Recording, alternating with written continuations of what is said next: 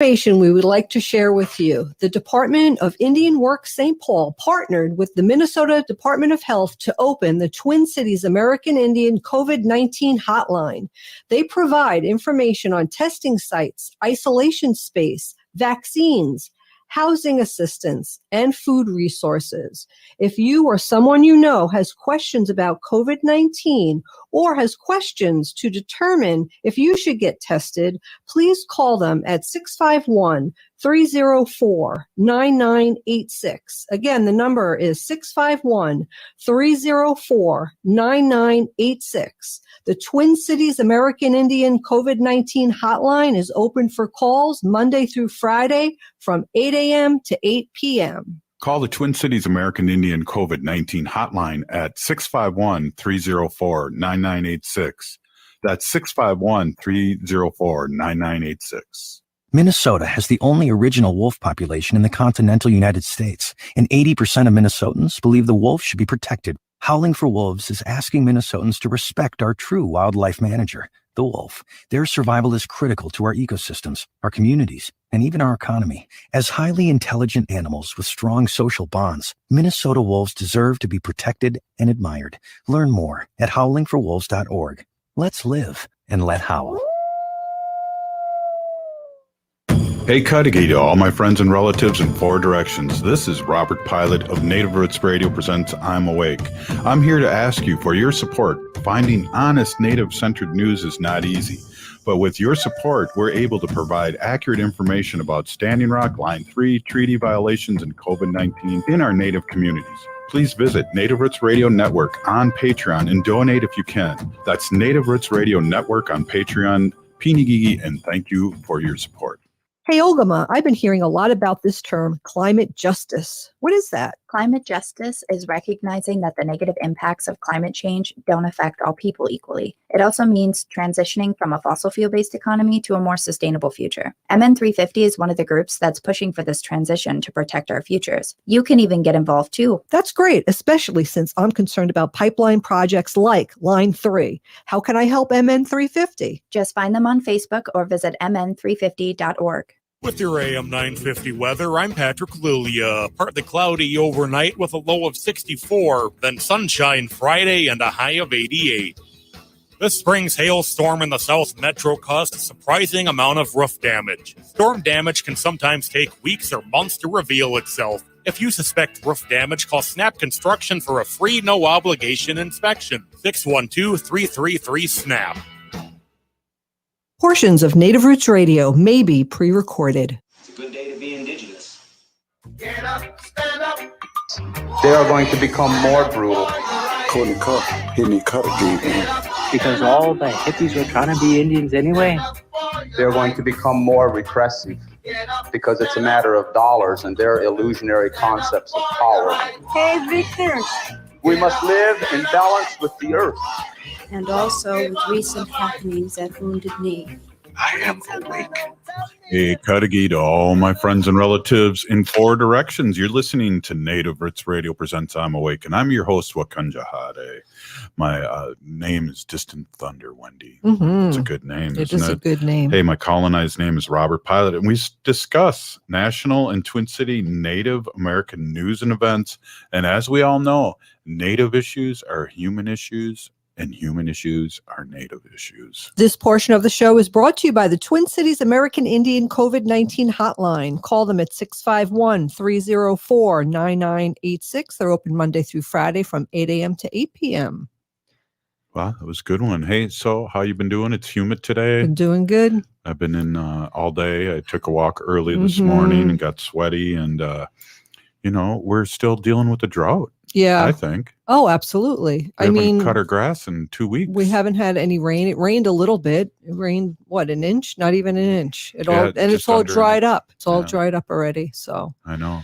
Yeah, it's feeling a bit even warm in this room right now. Yeah, well, we're going to have Wisconsin State Senator Jeff Smith on today, and he's always awesome and full of positive energy and supporting Native Americans in Wisconsin and all over Turtle Island. So I'm excited. And then you have your animal Yeah, segment. my Your sacred animal. Yeah, I'm going to make it a little bit of fun today, and we're even going to have more fun tomorrow. So. Oh, wow. Mhm. Hey, I can't wait. So it's great. I'm an enrolled member of Ho Chunk Nation, and we have Ogama who does the news and all talks about things that you don't hear anywhere else on a daily basis like we do here with Ogama. And I know she puts a lot of work in that. So welcome, Ogama, to Native Roots Radio, and do your thing. Hi, Buju, everybody. This is Ogomakanumikwe. I'm just going to kind of get right into it because this is just kind of nagging on me. This is from thehill.com. The Biden administration is backing the Trump administration's approval of the Line 3 pipeline project in Minnesota in a new legal filing. In a legal brief, which was filed Wednesday, the Justice Department argued that the Army Corps of Engineers 2020 approval of a permit for Enbridge's Line 3 oil pipeline followed its legal obligation to consider the project's environmental impacts.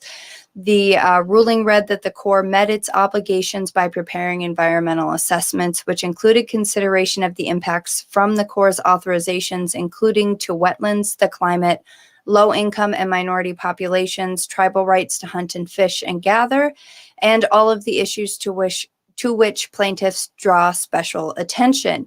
It asked the court to reject arguments brought by tribes and environmentalists that the federal government didn't adequately assess the project's environmental impacts and instead affirm the pipeline's approval. So like all of that right there, that the Corps met its obligations to wetlands, low income and minority populations, tribal rights, and the climate, like all of those things are clearly not met with the Line 3 pipeline project. So it's just like absolutely blowing my mind right now that they just voted to affirm that. And, you know, once again, we're at an impasse where the White Earth Nation just recently sent a letter about the water draw permits that Enbridge was given an increase on from about 300,000 gallons to now about 4.8 billion gallons. And the federal government is again telling Indigenous people that their voice, it doesn't mean anything, that they don't know what's going to affect their wild rice harvest, despite the fact that wild rice has been sacred to Native people for roughly 12,000 years. You know, like I'm just kind of like, I'm wondering if anybody actually read it. Like that's kind of the point that I'm at. I don't know how you feel about that, Robert. How are you feeling about it today? Wow. No comment. I mean, really, right, Wendy? My goodness. I think the battle is just beginning. Things that make perfect sense are not making any sense. We're living in the upside down world. I would agree. So now moving on to where I talk about some upcoming events. There's a new event that's coming up next Monday, June 28th. There's going to be a live concert at the Great Mississippi River. Honor the Earth is hosting a free live concert with the Indigo Girls and Annie Humphrey at the Great River Road in Palisade, Minnesota on June 28th. So the Indigo Girls, the Indigenous artist Annie Humphrey and Sharon Day, and other special guests are going to play a free concert near Palisade. I don't know if you guys know this, but the co-founders of Honor the Earth, 27 years ago, Honor the Earth was founded. The co-founders are Winona LaDuke and the Indigo Girls. So fun fact for you there, and they're very pleased to announce the special concert. A live stream of the event will be available through Honor the Earth and the Welcome Water Protector Center on Facebook. Donations, however, are highly encouraged, even though this is a free event. If you would like to join in person, please remember there is limited seating capacity of 250 people. You are encouraged to reserve a ticket by going to bit.ly/Protect the River Show. Also coming up on Monday, if you're not aware of the dangers of Line 3 in Minnesota, on Monday, June 28th at 7 p.m.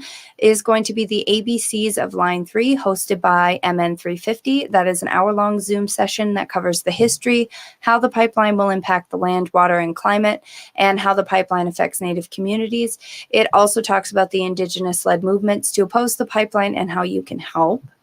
I just want to put it out there as a reminder that water protectors are all working hard at all the camps, which include Camp McGeezy, where they're facing helicopter flyovers, dust kick-ups, and more while working to build a sweat lodge on the site.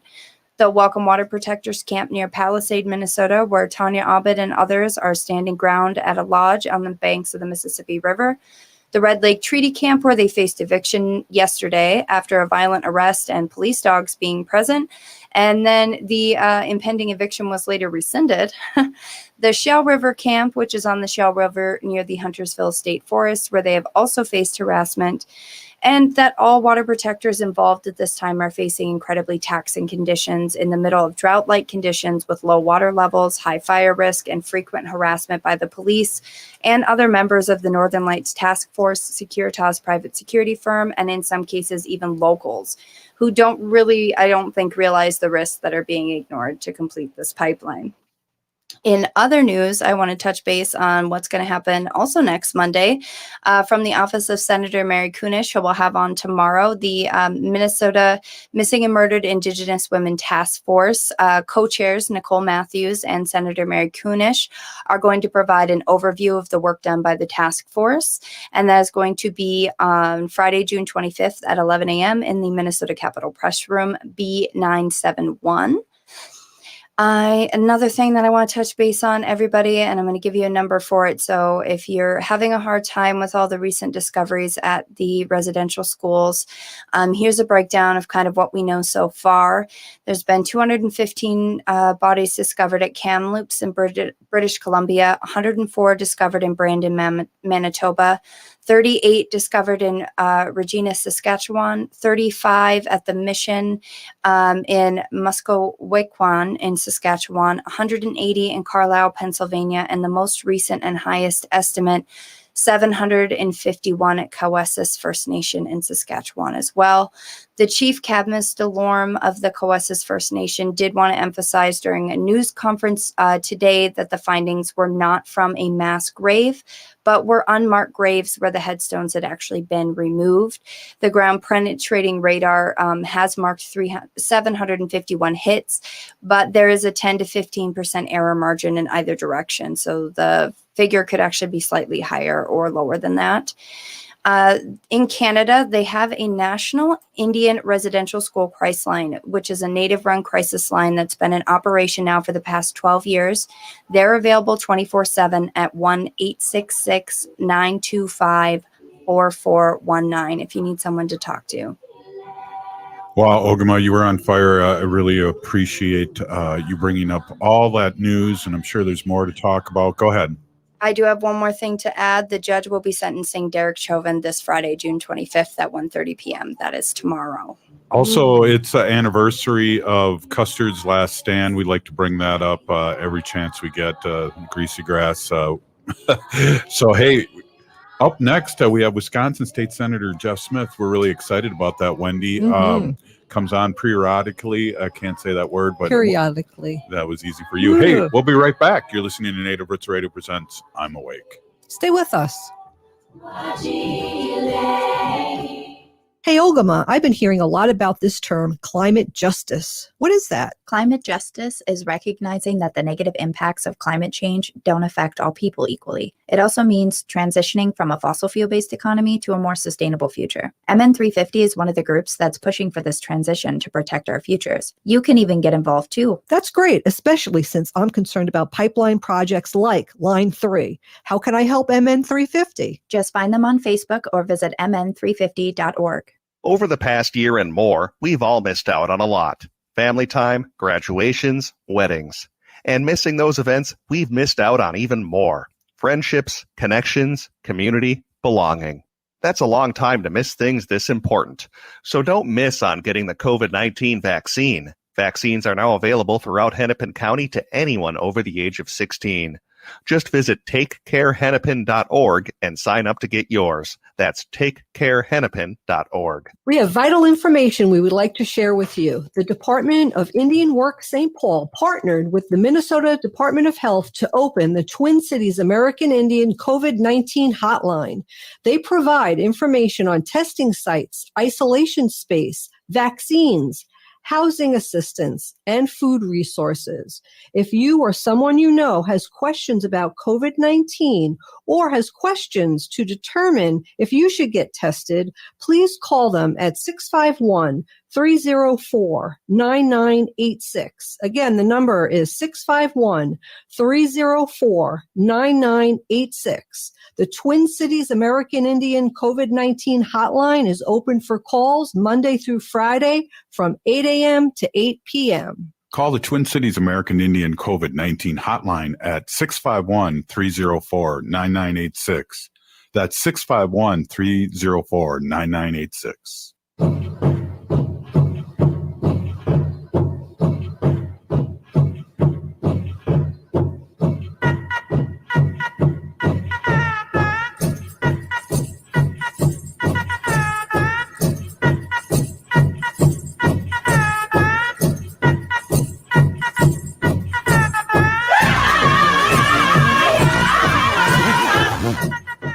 Hey, welcome back. Native Roots Radio presents I'm Awake, and I'm your host, Robert Pilot. This portion of the show is brought to you by MN350, a grassroots organization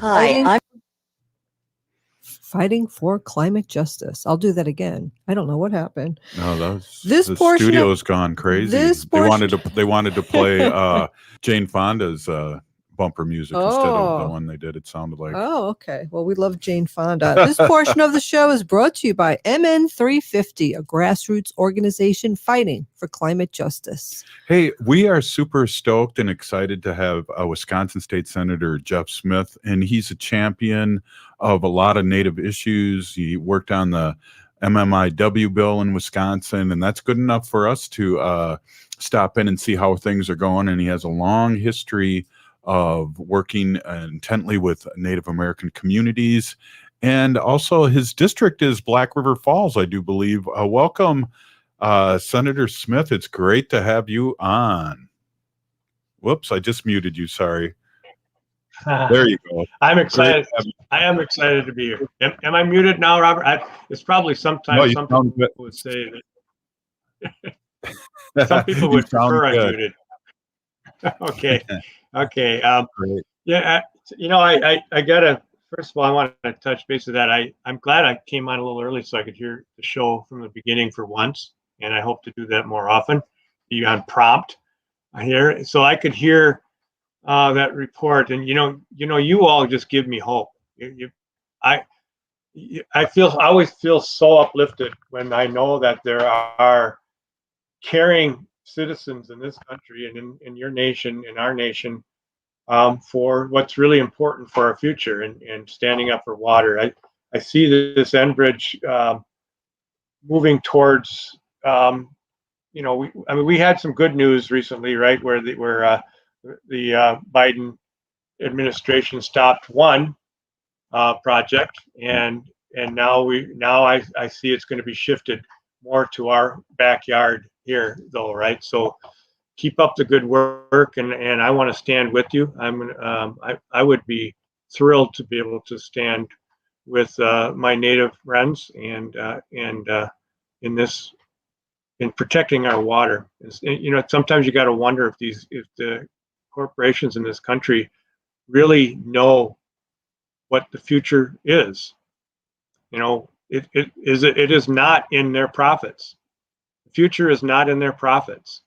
So what I actually came on here today. I want to talk about one thing in specific, though, if I have time to do that. Definitely. We're going to make it on 2 segments this week. Great. Okay. Great. Hey, I just really love being on here, but I want to talk about voting rights and redistricting and how so important it is to all of us. And it's something that is certainly at the apex of politics right now, as we know nationally, with the voting rights that have been rules and laws that have been being pushed across this country from persons who are not happy with the results from 2020. But also redistricting is happening right now.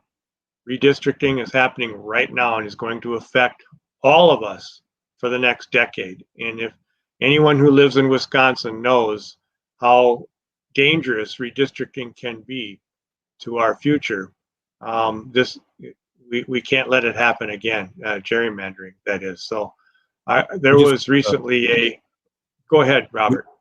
Just look at the Tricia Zunker campaign and just point that out as such gerrymandering. Yeah, that's right. So there's things we can do, and we're trying to. I have a bill that I introduced that's redistricting reform that would place the map drawing to a nonpartisan, unelected commission.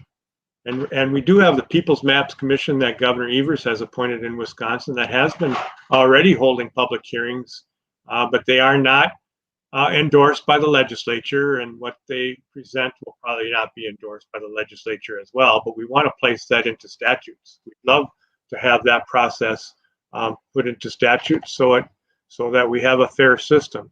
You know, I have to tell you a quick story. When I really became aware of gerrymandering, actually, coincidentally, is because from a Native American friend whom I was on a commission with about 18 years ago, and I think it was at a lunch when we started talking about this subject, and he told me where he came from in northern Wisconsin, a school district was gerrymandered so poorly or so badly that even though the number of students in the school district of Native Americans outnumbered the white population, they were never able to have a school board member represented from the Native American tribe in that district because of the gerrymandering that they did. And that was at a very local level. So think about that as what the spotlight is on national level, on congressional districts and state legislative districts, but it happens all the way down to school districts. And everyone should be represented. It's clearly a big issue, and your voice is not heard if you are not represented. Absolutely. Senator, would you be able to just, in simple terms of somebody like me who might not understand what redistricting means, like what just explain it in like simpler terms, and then gerrymandering also, if there's someone out here who might not understand exactly what that means. I appreciate that question, Wendy. So every 10 years, as we know, a census takes place, and the census data, once it's collected, is used to determine the balance of our political district lines, to be sure that all districts are representing the same number of population. Now, that's the simplest way to look at it, but unfortunately, the data has been used to actually draw these lines in very skewed ways, so that legislators can determine how people vote because of information that has been collected. And I mean, if you look at some of these districts, the reason that the word gerrymander is used because over 100 years ago, the first known gerrymander, it actually was by a governor named Gary, Gerry, but it's pronounced Gary. Now we say Jerry, but it looked like a salamander, and so it just became this word that we made up, and it's not democratic. It is not fair. And as I just pointed out about just a school district example, we need to have political lines drawn so that particular communities of interest are not divided. It's as simple as that. Communities of interest should be together, and that may be if you live in the same county, if you live in the same reservation, whether you have the same interests, and your interests should be represented at all levels of government.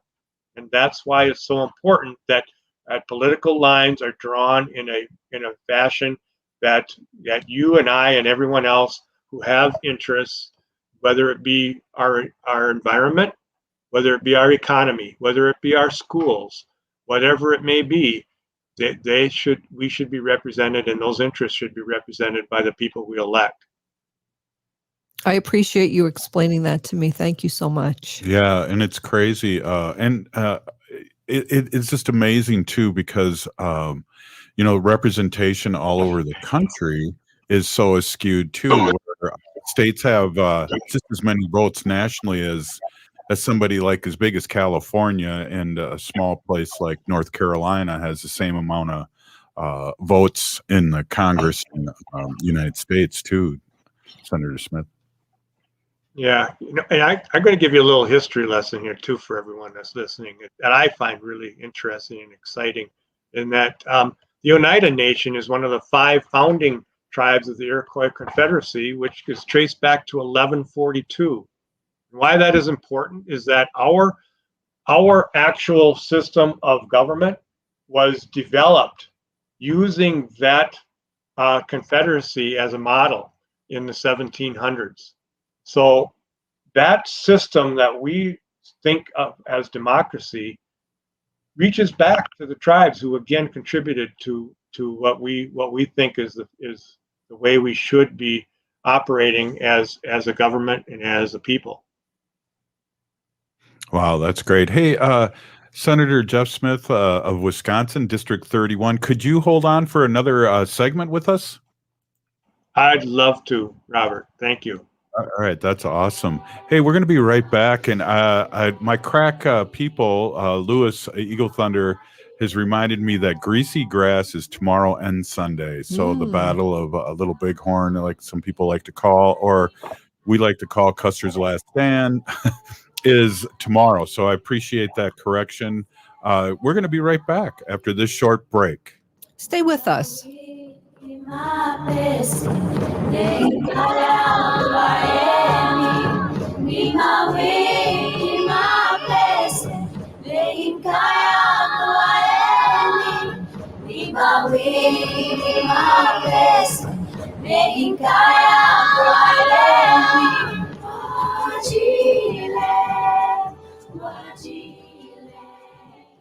We have vital information we would like to share with you. The Department of Indian Works St. Paul partnered with the Minnesota Department of Health to open the Twin Cities American Indian COVID-19 hotline.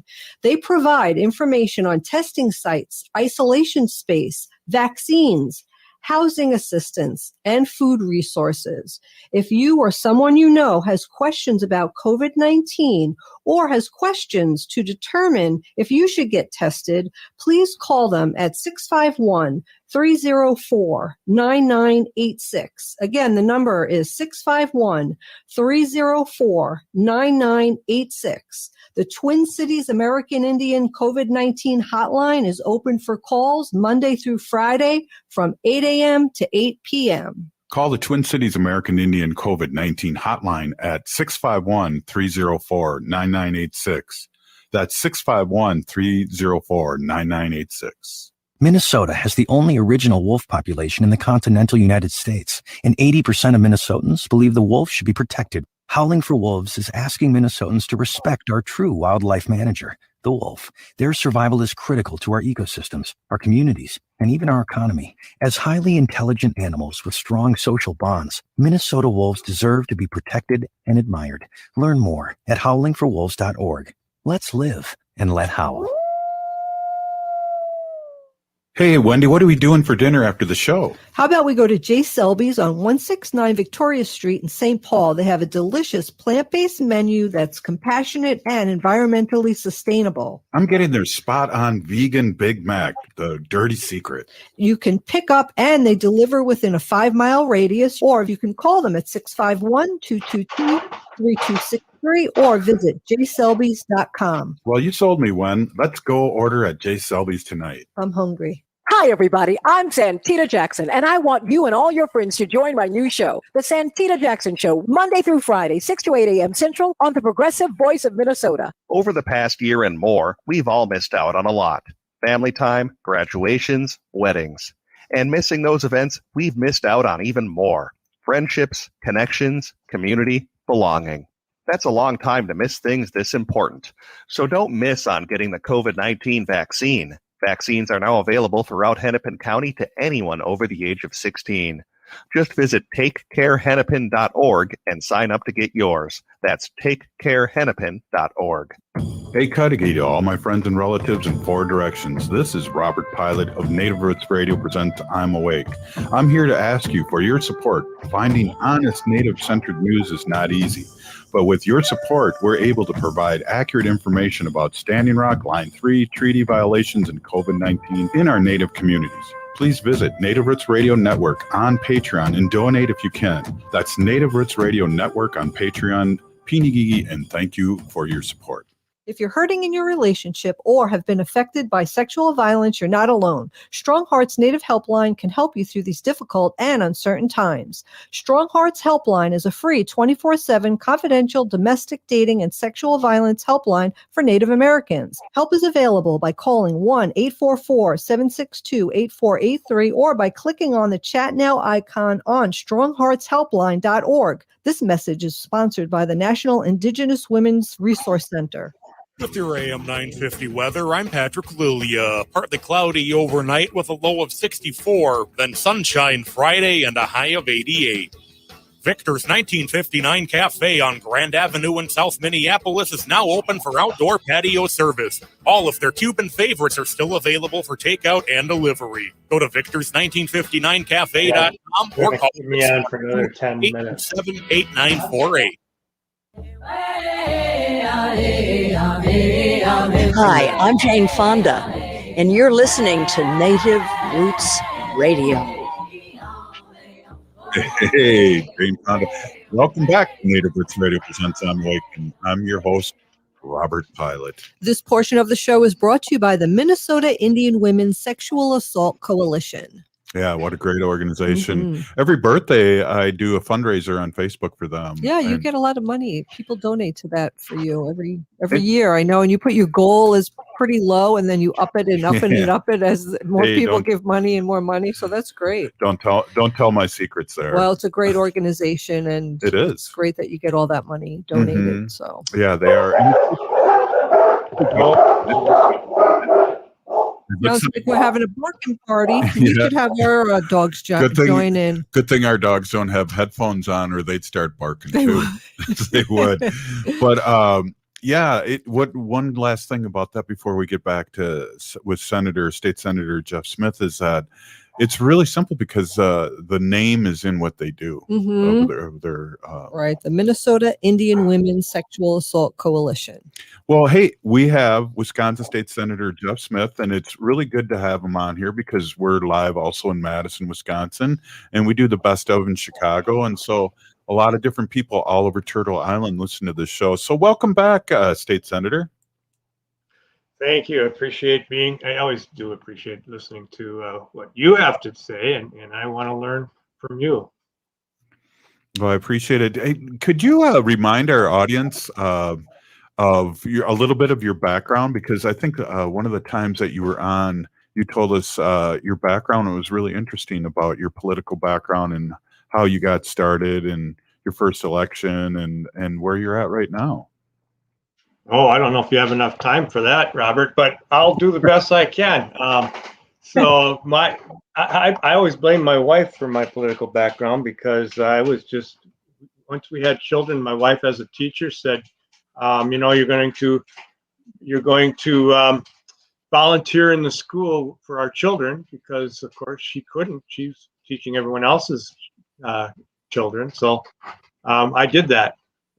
That, long story short, that just really changed my life. It gave me a different outcome or different outlook on what other people faced and the challenges for our education system and again for families that may not have been as fortunate as myself. So but I was also town chairman in my township, and the environment was the driver for me there. I was trying to protect our town from some development that was threatened here, and was successful at that. But the more I did, the more I found out that at the local level wasn't enough. I needed to be a policymaker. So I ran for the state legislature. I did win after a couple of tries and held that seat until I lost that seat in 2010 when there was a big wave by the so-called Tea Party. and then gerrymandering changed my district. But I actually sold my business right after that and became even more active from outside of the arena as an activist, but as an organizer, and organized around water, specifically with Citizen Action of Wisconsin and Western Wisconsin, around CAFOs and some of the activities around water that really, I think, inspired me even more to so now I'm on the task force for climate change here in Wisconsin as well. So those are important issues to me, and have driven me to realize that it's more important how we leave this earth as a legacy, to tell what we left behind rather than making money. Wow, absolutely. I mean, you can't take it with you. And I think what's interesting with some of our friends that are of a different political thought process is that rich people hoard money. And it just blows my mind, because I was taught this a long time ago, Senator Smith, is that whatever I give out, I get back twofold. And I find that even with money, if I'm donating money, all of a sudden other money comes to me. It's just, I don't know how or where their mindset is. Yeah, how much do you really need? Senator Smith, I just wanted to give you a shout out and how happy I am. I'm a humane policy volunteer leader for the Humane Society of the United States. And they're always, trying to educate people about CAFOs. And CAFOs is a concentrated animal feeding operation. And it really is really bad for the environment. It's bad for the water. It's bad for the animals, and it's bad for us. So I'm glad that you brought that up. Yeah, Wendy, you're right. But it's really one of the things I found that I was inspired about as I became more of an organizer was that if you bring up water, that is something that everyone rallies around. And when there was a CAFO going into someone's backyard or in their town, if you wanted to find people showing up at a town meeting, it wasn't just one political thought. It was everyone standing up, side by side, once they realized that their water was at risk, and a whole lot of other things were at risk. If you were to suddenly bring in a farm of 6,000 cows, which by the way is the equivalent of 130,000 human beings plopped into a piece of property without a sewage plant. Think about that. Mm-hmm. Yeah, pigs also. I remember there was a smaller pig farm here in southern Minnesota a few years back. On my birthday, we went to a town hall meeting. A friend of a friend of a friend, her property was maybe a mile away from this CAFO that they were going to put. And she just said, I have family reunions on my property now. I have weddings on my property, and if this CAFO comes, I won't be able to enjoy my land the way I used to because of the smell, just the smell alone, not even the water. Well, Iowa is a cesspool, and so is southern Minnesota. Exactly. So yeah, and and I'm glad you brought that up, Robert. I was going to mention Iowa because the thing about those hog farms is that disease permeates the earth from those, and they cannot continue to keep their hogs there and keep them healthy. They keep moving those CAFOs further and further away, and they have to have this space between them, and that's why we're starting to see permits applied for even in northern Wisconsin. Mm-hmm. Wow. Yeah. It's a big problem. So, hey, so we only got a couple more minutes with you. We're here with Wisconsin State Senator Jeff Smith. How would you like to leave our audience with what kind of thoughts today? I always like to leave us on a high note, right? Or with something to do. And so two things. I think that we have a lot of opportunity as a whole, all of us, to make an impact. If we vote, if we show up, if we organize, all of those things they work, and everyone can have an impact. For instance, as I talked in the earlier segment about redistricting, you can go right now and even draw your own maps with the People's Maps Commission in Wisconsin and give samples of what you think a map should look like for legislative or political jurisdictions, and keeping community interests together. That is so important for all of us. So there's things you can do.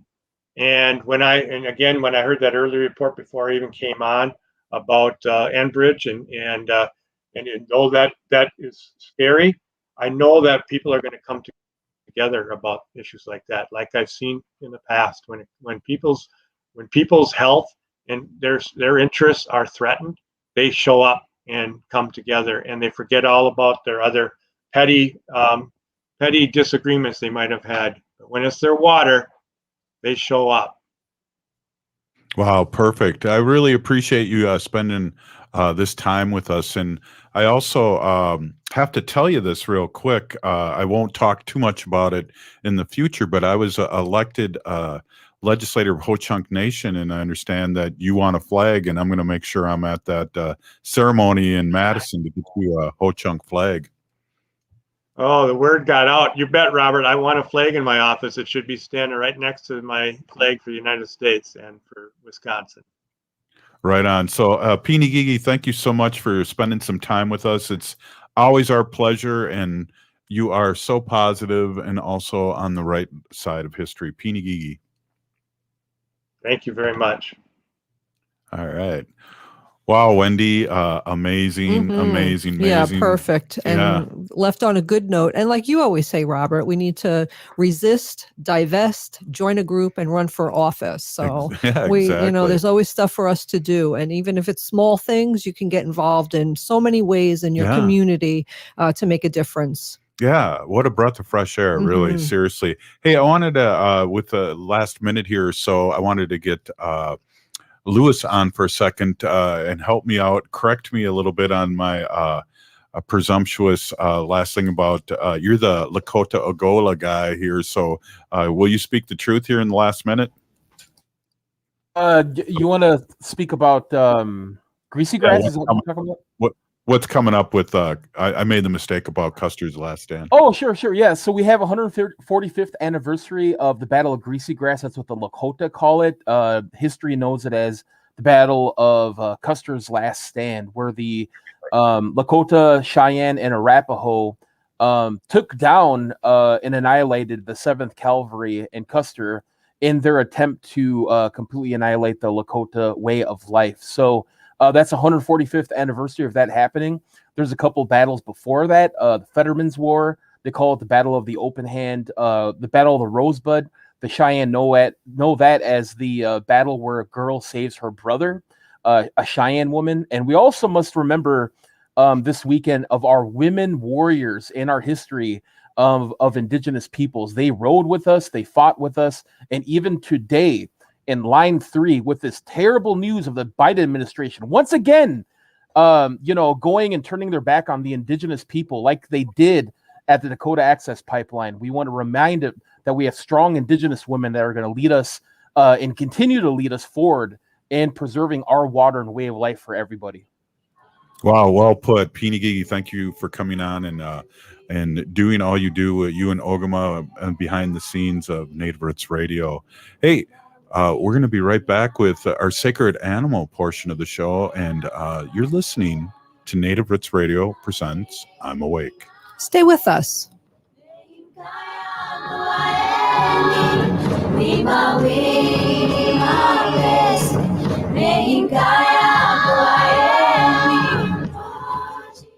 We are your relatives, We are your relations, brothers, sisters, sons. daughters, And some of us are your grandchildren. We are your community. Historically, we held places of honor and respect. Because of the impact of colonization, some of us are rejected, thrown out from family, friends, and community, set up as targets for sexual violence, sex trafficked, humiliated, tortured, and murdered. Everybody has the right to be safe. We are your relatives. Remember, Homophobia is not traditional. Sponsored by the Minnesota Indian Women's Sexual Assault Coalition. Hey, Ogama, I've been hearing a lot about this term, climate justice. What is that? Climate justice is recognizing that the negative impacts of climate change don't affect all people equally. It also means transitioning from a fossil fuel-based economy to a more sustainable future. MN350 is one of the groups that's pushing for this transition to protect our futures. You can even get involved too. That's great, especially since I'm concerned about pipeline projects like Line 3. How can I help MN350? Just find them on Facebook or visit mn350.org. Life is a journey, and the Doherty Family College will help you get where you want to go.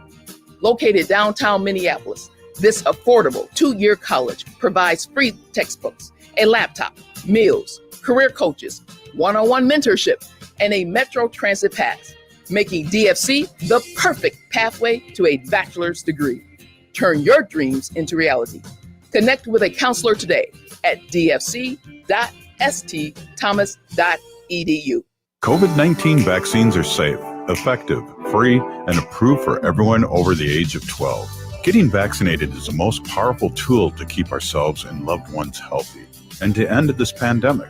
Get your vaccine and get back to what matters most to you.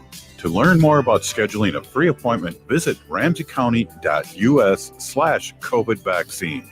Again, that website to schedule your free COVID-19 vaccine is ramseycounty.us/COVID vaccine. Hi, this is Representative Sharice Davids from Kansas. I'm Ho Chunk, and you're listening to Native Roots Radio.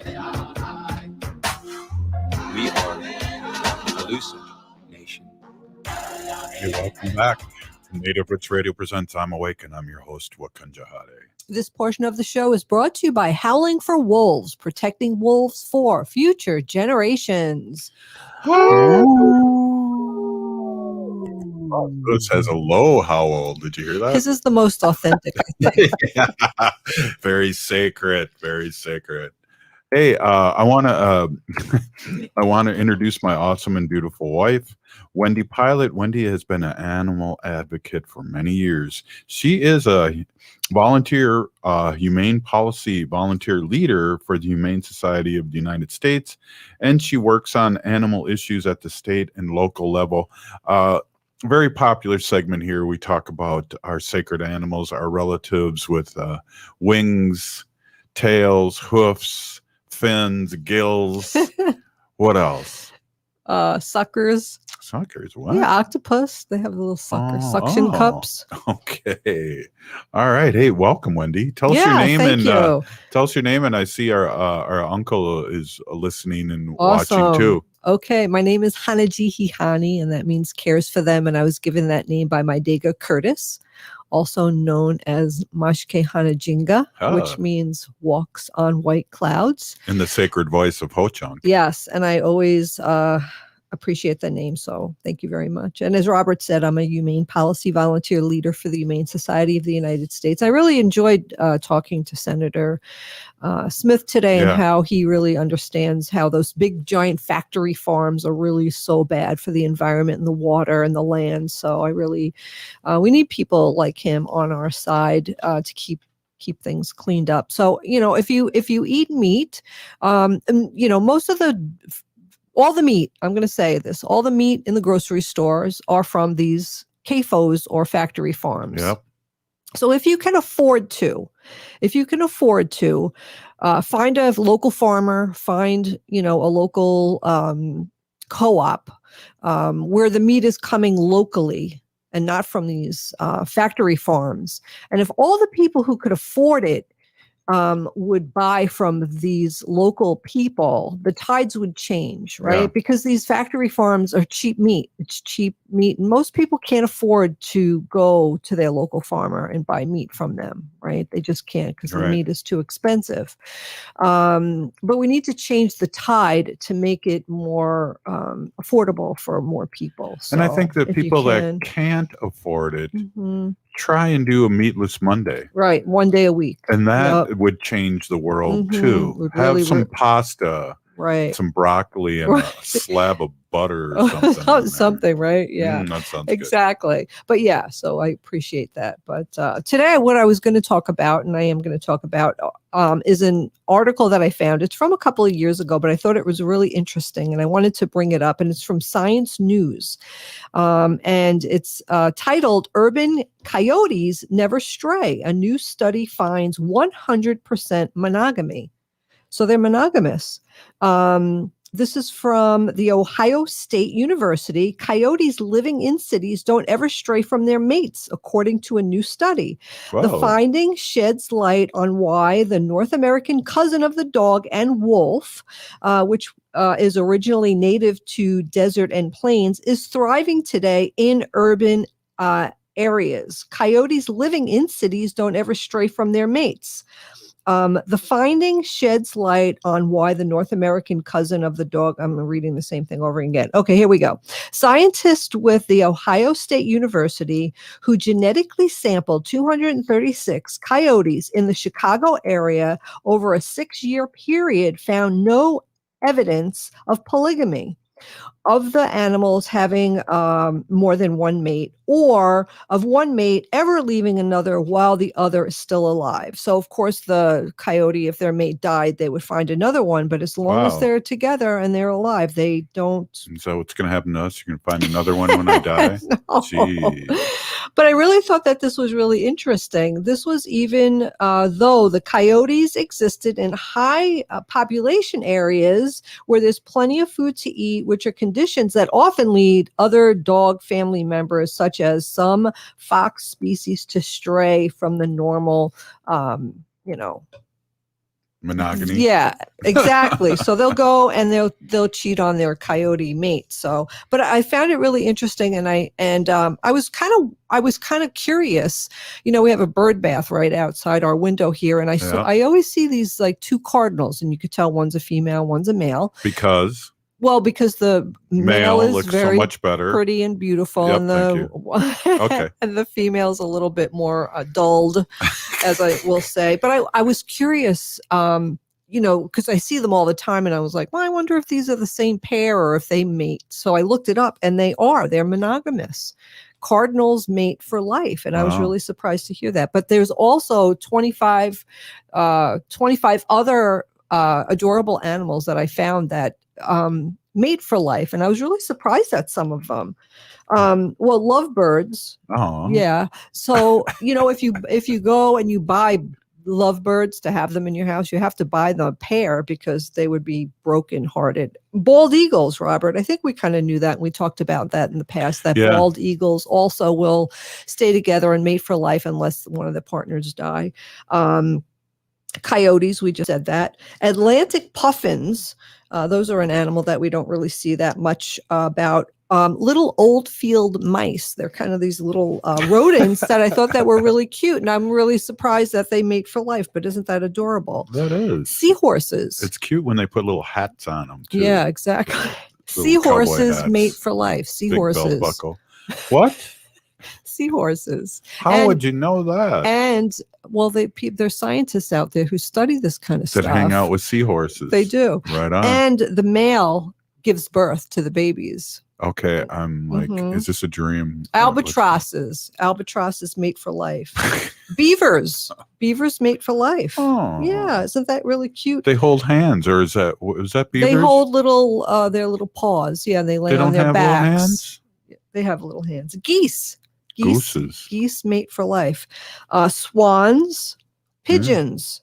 Pigeons mate for life. Oh. I'll never forget this one day. I was working at the Phillips Wagenstein building over at the University of Minnesota. It was a really, really cold day, and it was like 20 below, and the wind was blowing, and I was walking down the hallway, and there's a window, and there was these two pigeons, they were standing in the corner of the window out of the wind, and they were like hugging each other by hugging their necks, like they were hugging each other. We should try that later. Our anniversary's coming up. And I really thought that was so cute, and I wish I could have let them in, but I couldn't. Gray wolves. We've talked about that too. Yeah. Prairie voles. prairie voles. They're What the like heck is that? They're like a small little rodent. They kind of look like miniature prairie dogs. Oh, I want one. Yeah, they're very, very cute. TT monkeys. Those are TT monkeys. They mate for life. Isn't that Cute. adorable? Monk parakeets. They look bald too, like old people. Those monkeys. Some of them do. Black vultures. Mm. Now you'd think a vulture, right, wouldn't really care about their mate, but they do. They share food too. They mate for life. Vulture food. Gray foxes, scarlet macaws, those beautiful birds. Yeah, they mate for life. California condors. Oh my God. Mate for life. Shingleback lizards mate for life. So what I'm trying to say here is that, if we have a coyote hunt and animals are killed, if they mate for life, it's really sad if they lose their mate. So Yeah, that's a good call. Yeah, there's It quite really a few is. others, but I don't have any time here. But I think I got the cutest ones that are available here for the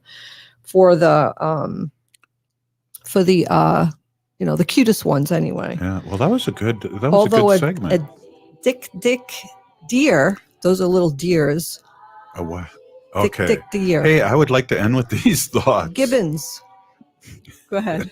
If you're listening to the show, you are part of the resistance. From Chief Plentycoops, the ground on which we stand on is sacred ground, is the blood of our ancestors. We need to resist, divest, join a group, and run for office. Special shout out to Wisconsin State Senator Jeff Smith for being on. We are the 7th generation. Free Leonard Peltier. Pinigigi to Wendy, State Senator Ogama, and Lewis behind the scenes in the news. We'll be back tomorrow. Next time on Philosophy Talk, it's our annual summer reading show.